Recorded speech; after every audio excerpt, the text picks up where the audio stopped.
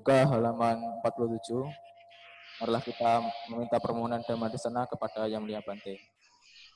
Brahmacaloka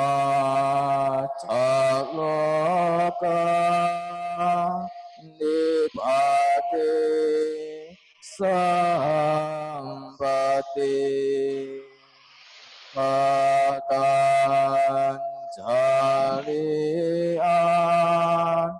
Dewara Ayacata Sante Dasata Paracatika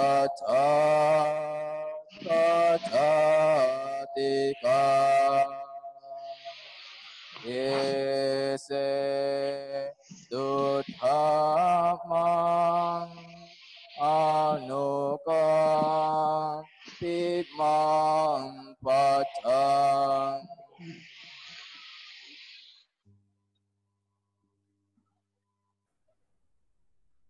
Namo tassa bhagavato arahato sama sambuddhassa. Namo tassa bhagavato arahato sama sambuddhassa. Namo tassa bhagavato arahato sama sambuddhassa. Namo hawe rakhanti Dhamma jaring, Dhamma akan melindungi bagi mereka yang mempraktekannya. Ya, Sotihotu, Namo Buddhaya. Ibu Bapak serta saudara sedama yang berbahagia, pada hari ini kita berkumpul lewat media Zoom untuk mendengarkan Dhamma yang diselenggarakan oleh Wihara Suwarnadipa, Lampung. Ya, semoga dengan kegiatan semacam ini semakin menambah keyakinan kita terhadap Buddha Sasana, sehingga kita menjadi umat Buddha yang tetap kokoh, kuat, tak tergoyahkan di dalam sada, apapun kondisinya.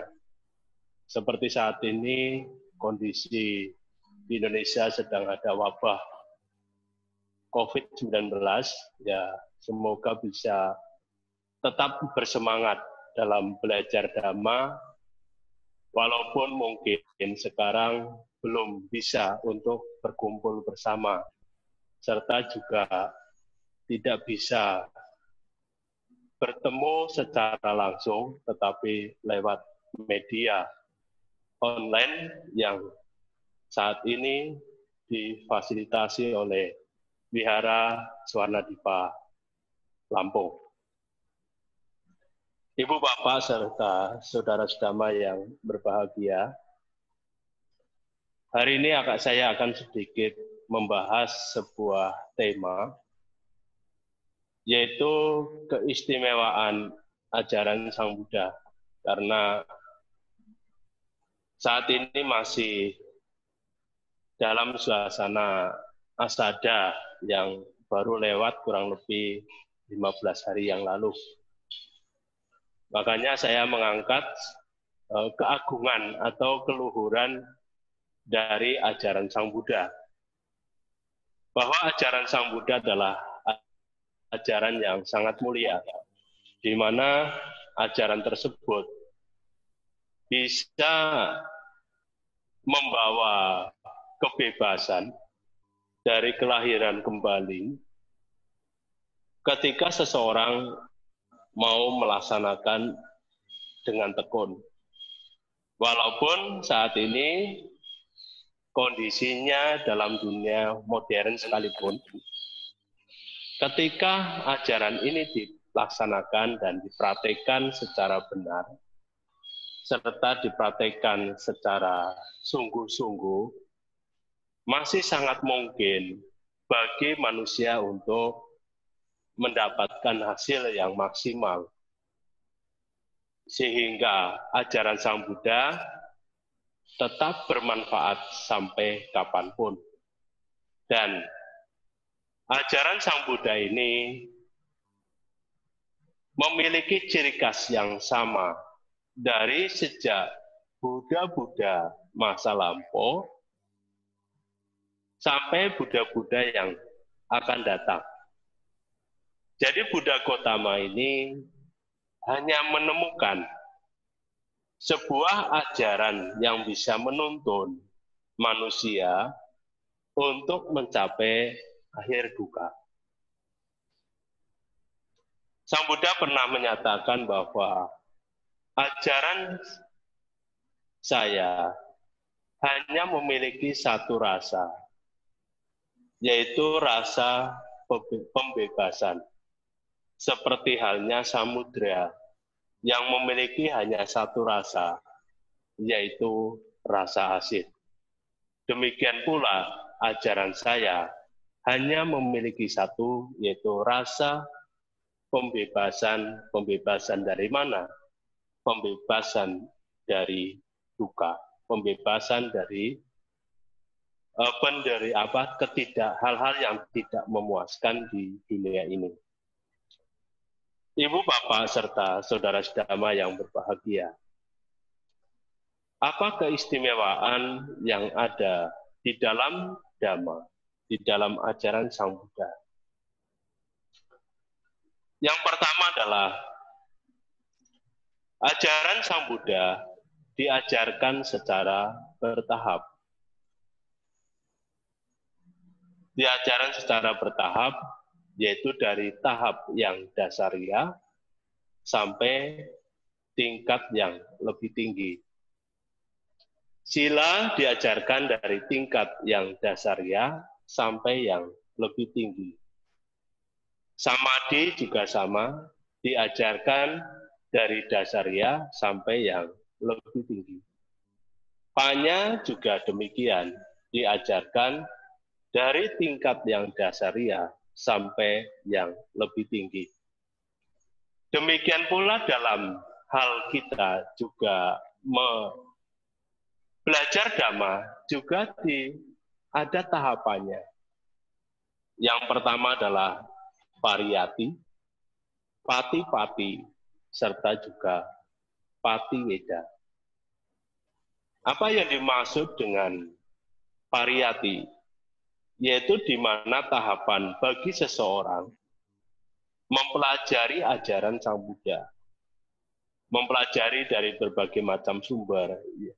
Dari sumber utamanya adalah Tipitaka, belajar dengan tekun supaya bisa mendapatkan pemahaman, mendapatkan pengertian, sehingga ada ketertarikan untuk hal yang kedua, yaitu ketertarikan untuk pati-pati, yaitu mempraktekkan ajaran Sang Buddha dalam kehidupan sehari-hari.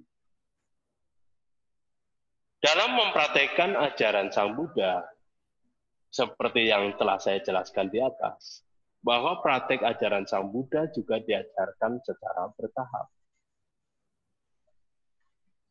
Tahapan mana yang bisa kita praktekkan? Tetapi dalam tahapan apapun, ketika kita memulainya adalah dari pengertian benar. Ketika seseorang sudah memiliki pengertian benar, maka dia akan melaksanakan dengan baik. Dalam tahapan praktek, tentunya masing-masing pribadi memiliki kecenderungan yang berbeda dalam melaksanakan praktek Dhamma. Tinggal kita memilih, mau memulai dari manapun, itu tidak masalah. Kalau seseorang yang senang dengan berdana, bisa mulai dengan praktek berdana, dengan melakukan pemberian kepada orang atau kepada wihara, atau pada orang yang membutuhkan, kepada anggota sangga, itu pun diizinkan. Kalau seseorang misalnya dalam hal berpraktek senang dengan baca parita, kita bisa mulai dengan rajin membaca parita. Baca parita dengan tekun, dengan rajin, setiap hari baca parita, itu pun silakan. Misalnya orang yang tertarik dengan kita mempraktikkan moralitas, yaitu bisa diawali dengan moralitas. Ada juga mungkin seseorang yang tertarik pada awalnya dengan meditasi. Ya, kita bisa melaksanakan atau mempraktikkan ajaran Sang Buddha dengan melaksanakan meditasi. Jadi, tinggal kita mengukur diri sendiri, praktek mana yang harus saya jalankan. Tetapi, memulai dari manapun dalam mempraktekkan ajaran Sang Buddha, kita tidak bisa hanya mempraktekkan salah satu. Karena ajaran Sang Buddha adalah ajaran yang satu sama lain saling melengkapi, saling menjadi lengkap, saling mendorong, saling memberikan dorongan, memberikan suatu supaya menjadi lebih lengkap ketika kita mempraktikkan ajaran Sang Buddha. Jadi semuanya itu harus dilaksanakan dan dipraktikkan. Kita tidak hanya bisa memilih salah satu saja. Dana, sila, samadhi, panya itu harus dilaksanakan. Sehingga apa? Seperti tadi yang saya uraikan di awal, bahwa rasa kebebasan itu bisa kita dapatkan. Itu dalam hal kita mempraktekkan Dhamma, mempraktekkan ajaran Sang Buddha, bisa dilakukan, kita mulai dari manapun boleh. Tetapi yang memicu seseorang mau mempraktekkan dengan tekun, dengan rajin, adalah setelah seseorang memiliki pengertian benar. Ibu bapak serta saudara-saudara yang berbahagia, yang ketiga adalah Pati Weda Dhamma, yaitu tahapan di mana kita mendapatkan hasil dari praktek yang kita lakukan. Kita mendapatkan hasil apa? Yaitu hasil berupa kebahagiaan. Kebahagiaan yang sifatnya duniawi, maupun nanti ke depannya ketika kita berlatih dengan tekun, bisa merasakan kebahagiaan di atas duniawi. Tetapi kita akan mendapatkan hal tersebut. Ya. Seandainya belum mampu untuk bisa mendapatkan kebahagiaan di luar duniawi, minimal dari praktek Dhamma itu bisa membawa manfaat, yaitu berupa apa? Yaitu kebahagiaan duniawi. Kelahiran di alam surga, atau kelahiran sebagai manusia yang luhur. Sebelum seseorang mencapai hasil yang lebih tinggi, yaitu hasilnya apa? Hasilnya berupa kebebasan. Itu adalah tahapan kita dalam mempraktekkan ajaran Sang Buddha atau ajaran kebenaran, yaitu Dhamma. Keistimewaan yang lain adalah yang ada di dalam ajaran Sang Buddha. Ajaran Sang Buddha diibaratkan seperti obat, di mana obat tersebut harus kita makan, harus kita telan, yang bisa menyembuhkan seseorang dari penyakit batin. Bahwa kita tanpa kita sadari memiliki, yaitu berupa penyakit batin. Contohnya apa? Kebencian, kemudian juga keserakahan yang masih ada di dalam diri kita, yang masih bergejolak begitu banyak di dalam diri kita, yaitu berupa kekotoran-kotoran batin dan kebodohan batin serta anak cucu dari hal tersebut. Bisa iri hati, bisa kekikiran, bisa kemalasan, segala macam hal itu sangat banyak sekali. Makanya kita harus meminum obat dhamma, meminum obat kebenaran, sehingga ketika kita mampu meminum obat dhamma ini, kita itu bisa sembuh dari penyakit batin. Dan itu sudah ada rumusannya yang diajarkan oleh Sang Buddha, yaitu di mana? Di Jalan Mulia berluas 8, yaitu Panya Sila Samadhi. Yaitu terdiri dari 8. Pengertian benar, pikiran benar, ucapan benar, perbuatan benar, mata pencarian benar, kemudian usaha benar, perhatian benar, dan konsentrasi benar. Ini adalah rumusan bagaimana seseorang itu mampu membebaskan diri dari penyakit batin. Ya, karena ajaran Sang Buddha ini juga diibaratkan seperti obat yang bisa membebaskan seseorang sembuh dari penyakit batin. Nah, keistimewaan yang ketiga adalah ajaran Sang Buddha itu adalah ajaran yang begitu lengkap, mengajarkan dari hal-hal yang duniawi maupun adi duniawi, mengajarkan dari hal-hal yang sifatnya alam semesta, baik ataupun bersifat kehidupan manusia, serta juga mengajarkan tentang berbagai macam hal, termasuk juga ilmu psikologi, ilmu tata surya, terus kemudian juga ilmu tentang apa?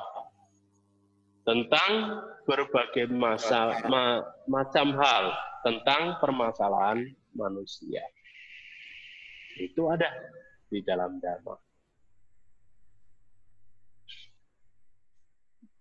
Bagaimana seseorang itu bisa meraih kebahagiaan secara duniawi untuk berumah tangga, dan bagaimana juga seseorang bisa mendapatkan kebahagiaan adi duniawi untuk para samana.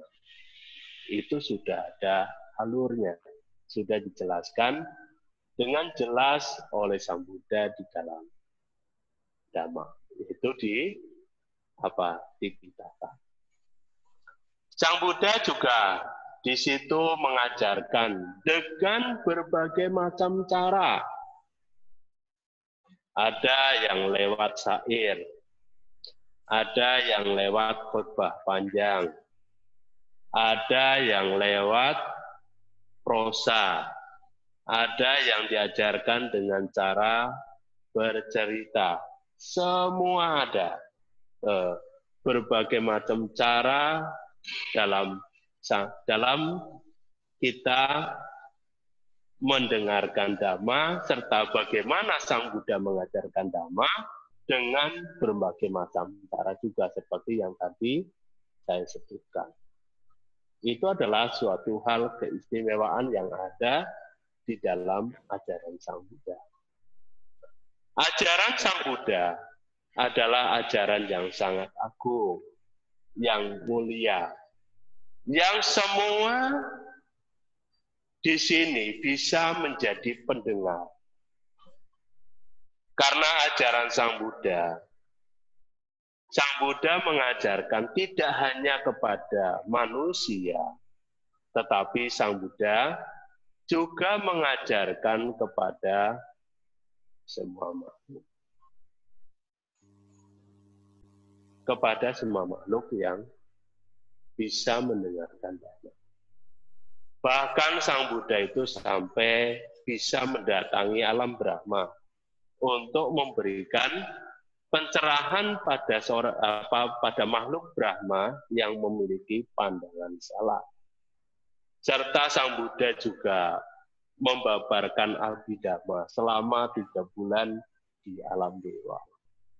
Dan perlu diketahui bahwa Sang Buddha juga setiap pagi sering mengajarkan Dhamma kepada para dewa.